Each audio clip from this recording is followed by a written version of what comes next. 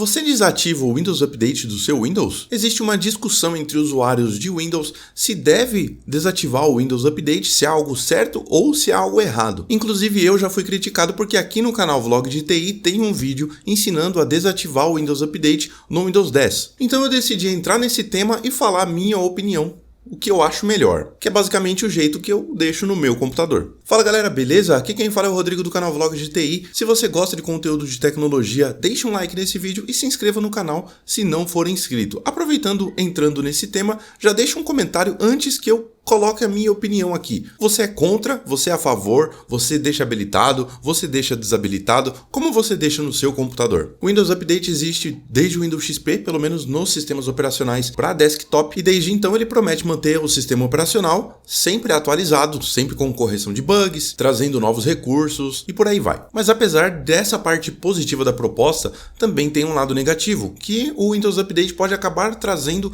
atualizações que você não quer fazer em determinado momento, que podem acarretar em problemas, como por exemplo, começar a dar tela azul na máquina, dar algum problema no sistema operacional, o Windows até ser impedido de inicializar, e aí entrar em loop, fica lá na telinha do Windows, e aí quando ele vai carregar realmente, mostrar a interface, começar a deixar o usuário usar, ele acaba reiniciando, e aí fica em loop, e aí a pessoa tem que acabar levando para uma pessoa que tem mais conhecimento, para um técnico, para resolver o problema que foi causado pelo Windows Update, sendo que a proposta do Windows Update é manter atualizado, mas o ideal é manter funcionando, né? Nessa época do Windows XP, o maior problema da atualização, além de talvez a possibilidade de criar problemas, mas mantendo tudo atualizado, era a questão da internet. A internet era muito lenta, muitas pessoas tinham internet de escada, internet ADSL, a gente nem usa mais o termo ADSL hoje em dia, né? ADSL eu me lembro que tinha um tio meu que tinha Vivo, o Speed era 256 megabytes e tinha um tal Speed Business lá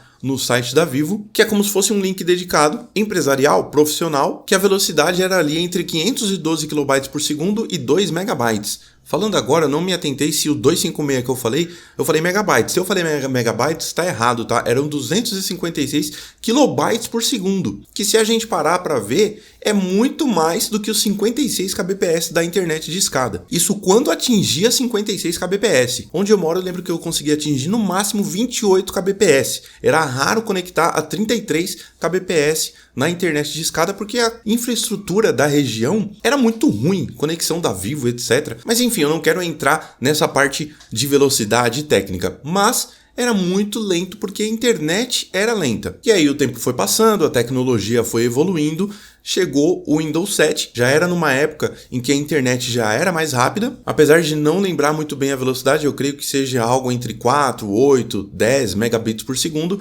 era melhor, mas tinha um outro problema da atualização ainda ser grande e demorar para baixar, ainda ter o problema dos HDs criarem meio que um gargalo ali. Mas nessa época o Windows 7 permitia que fossem selecionadas as atualizações que você queria. Então era exibida uma lista e você conseguia naquela lista ver o que você queria atualizar, selecionar ou não selecionar. E assim era possível controlar o que seria atualizado e evitar atualizações que tivessem a possibilidade de acabar comprometendo o sistema operacional e impedindo que a máquina fosse iniciada. E aí com a evolução das atualizações elas ficaram maiores ainda e quanto maior, mais demora não para baixar, mas sim para fazer a instalação. Isso porque na época do Windows 7 SSD praticamente não existia e se existia custava uma fortuna. Então a gente entrava ali no gargalo do HD. O HD demorava muito para ler e escrever dados e com a atualização grande o computador ficava lá horas, praticamente inutilizável. Quem tem um sistema operacional instalado em um HD hoje em dia, sendo Windows 10 ou Windows 11, sabe que quando entra uma atualização é praticamente inutilizável, não dá para digitar nada, navegar na internet, fica lá parado porque às vezes você dá um clique para abrir uma janela, maximizar, minimizar uma janela e leva uma vida para fazer isso. Hoje em dia eu acho que a culpa disso não é exatamente do update ser grande, mas é uma questão que os HDs já estão defasados, já tem uma velocidade muito defasada e o ideal é ter pelo menos um SSD do padrão SATA, que são SSDs que prometem aí leitura e gravação na casa dos 500 megabytes por segundo. Isso aí acaba amenizando um pouco a questão do desempenho, porque a atualização não vai fazer a máquina sofrer tanto em questão de desempenho. Por mais que esteja sendo feito um update ali em background, fica muito mais utilizável e às vezes até imperceptível que está sendo feita uma atualização em background. É claro que para isso vai ser envolvido devido à quantidade de memória RAM que tem no computador ali também, mas o HD é o maior gargalo. Então, fazendo o upgrade de um HD para um SSD, trocando essa peça, trocando uma peça por outra, já acaba dando uma boa melhorada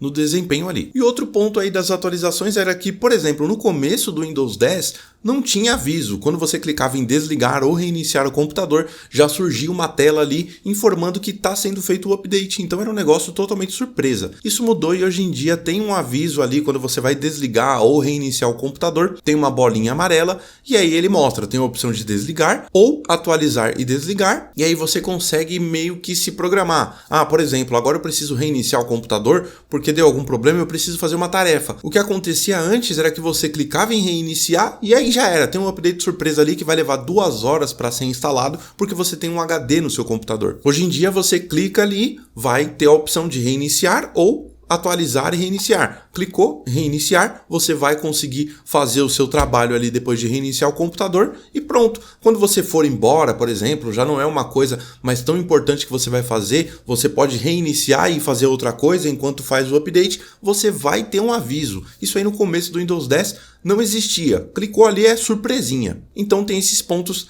negativos e o ponto positivo é manter sempre atualizado. Por quê? Se você tem um sistema operacional atualizado, programas atualizados, você tem uma menor chance de estar vulnerável com vulnerabilidades em programas e no sistema operacional, vulnerabilidades que são antigas. Quanto mais antiga a vulnerabilidade, mais fácil dela ser explorada porque mais difundida, mais divulgada ela foi na internet. Mas se você está com o sistema operacional atualizado, essas vulnerabilidades são corrigidas e você já não pode cair nelas. Ninguém vai usar elas para invadir o seu computador, para roubar dados ou alguma coisa sua, alguma conta de algum serviço importante. Você vai estar mais protegido, que é o ideal. Então, qual é a minha opinião sobre o Windows Update? Ele deve ser feito. O que eu tenho no meu computador é o Windows Update atualizado, o sistema operacional sempre atualizado e os programas sempre atualizados também. Tem gente que opta por desativar as atualizações. Aí já é a opção de cada um. Nesse vídeo aqui eu já estou citando pontos positivos e pontos negativos, justamente para todo mundo estar ciente do que pode acontecer ou não, de quais vantagens e desvantagens de manter o Windows Update ativado. Se vocês gostaram do vídeo, clique no like. Eu fico por aqui, até o próximo vídeo, um abraço e tchau!